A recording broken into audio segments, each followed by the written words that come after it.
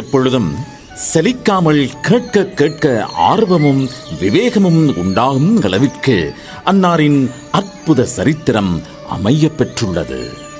எவரொருவர் என் வாழ்க்கையையும் நான் பெற்ற அனுபவங்களையும் அதன் தாற்பயங்களையும் சிந்தையில் ஏற்றி தெளிவு பெறுகிறாரோ அவரையும் கரை சேர்ப்பேன் என்னும் அளவிற்கு தவசக்தி இருப்பதில் எவ்வித சந்தேகமும் இல்லை. இன்னும் எவரொருவர் நேர்வழியை நாடி சத்தியத்தின் மீது நம்பிக்கை வைத்து உறுதியாகவும் மன தெளிவுடனும் இந்த மண்ணை மிதித்து நாடி வருகின்றாரோ அந்த கால்பட்ட மண்பிடிக்காக போராடி கரை சேர்ப்பேன் என உறுதிமொழி அளித்தார்கள். அல்ஹம்துலில்லாஹ். இதுவே மகான்களின் அற்புதம், கருணை, கிருபை, நல் அருட்சக்தி.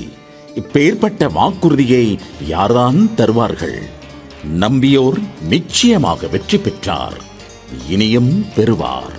சத்குருவே ஆண்டகையே, எம்மை வந்து ஆளுகையே, உள்ளத்தில் வந்த மருகையே, உள்ளத்தில் வந்த மருகையே, நல்லருள் எமக்கருளுகையே.